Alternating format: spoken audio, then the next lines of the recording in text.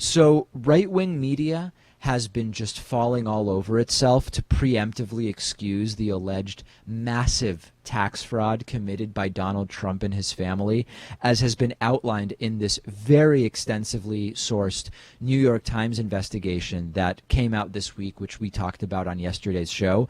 We know that in the eyes of his supporters, Trump can do absolutely no wrong, but there's actually extra support on tax dodging from the right, because many of the people that are on the American right wing fundamentally see taxes as unfair and immoral. So in their eyes, it's okay to break the law if it's to avoid paying taxes, because the taxes are unfair to begin with. And one such person appears to be Fox News host Neil Cavuto, who's basically the caricature of Mr. Moneybags from the Monopoly game in real life. So as a reminder, we are talking here not about minor tax fraud. We're talking about hundreds of millions of dollars in alleged tax fraud by Donald Trump's family, including bogus real estate valuations to avoid taxes, and all sorts of other mechanisms that the New York Times outlined in their investigation. As a reminder, actor Wesley Snipes. A lot of people emailed me yesterday saying, David, that's actually an interesting comparison.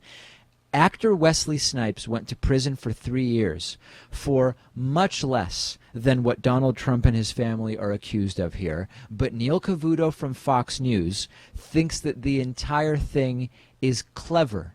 This was clever. Take a look at this video clip from Fox News and Neil Cavuto. All right, that was the governor of Kentucky here. We're learning a little bit more about some of the revelations made in this New York Times report that takes a look at the wealth acquired at Team Trump, dating back to the son, Donald Trump, and his dad, of course, who was a real estate magnate back in the 50s and 60s, and his acquisitions of frequent run-ins with the IRS, for example, but none of them deemed ultimately illegal, that they might have played fast and loose to acquire the wealth they did, and did in fact have run-ins with the IRS, but none that resulted in the IRS aggressively going after them. They were just pretty clever and outdodged them. This is criminal, right? If these allegations are true, these are criminal actions. Law and order is what they claim to be in favor of, except when they see it as unfair, like paying taxes as determined by, I guess, whoever decides that they don't like taxes to begin with. Think about how when the left points out that all these people that are in prison because they possess marijuana, that's not fair. That really shouldn't be a crime. What does the right say? They will say, you can wish that it wasn't a crime, you can lobby for it to no longer be a crime, but it's a crime, and we're a country of laws, so those people must be held accountable. But now all of a sudden the narrative is that Trump and his family's fraudulent tactics to escape taxation aren't criminal, but they're clever. But the real thieves are those on welfare who don't deserve $200 a month in food stamps that they get, for example. This is why Trump appeals to many on the right and the small government crowd. It's not because he's actually for small government.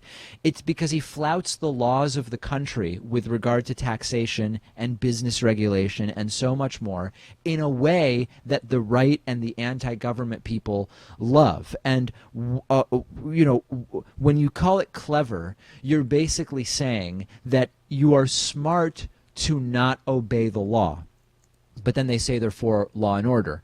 Is out dodging, to use Neil Cavuto's phrase, is out dodging the police by shooting an officer, for example, is that clever? I mean, it's a pretty clever way of getting away, right? If you shoot the officer, he can't come after you. No, Republicans aren't going to say that. Is burglarizing the homes of innocent people a clever way of not having to buy your own stuff? I mean, that's pretty slick, right?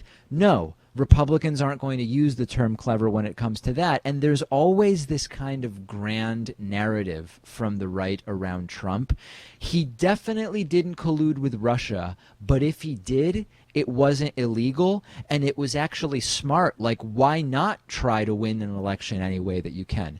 He definitely didn't do anything fraudulent or illegal when it comes to taxes, but if he did, it's a pretty clever way of dodging the IRS, right? I've been using this term, and it applies here. Weaponized cognitive dissonance. Weaponized cognitive dissonance. That is how Donald Trump has been able to bamboozle these supporters into goalpost moving erratic behavior where you start with he definitely didn't do it, and you move to if he didn't, it wasn't, if he did do it, it wasn't illegal, and then you move to it's smart to do it. Trump did it because he's smart. Send me your thoughts. I'm on Twitter at @dpakman. The show on Twitter at David Pakman Show. We've got a good one for you today. One of today's sponsors is Skillshare, which is an incredible online learning community offering over 10,000 high-quality online courses on a huge variety of topics. First 500 who click the link under this video will get 2 entire months of totally free access to every single class that Skillshare offers. You'll have free access to courses on music, art, photography, business, computer programming, cooking, meditation, and everything in between. I think you'll have no problem finding courses that are perfect for you. Just took a really great class on graphic design, which I know nothing about, but I'm trying to learn.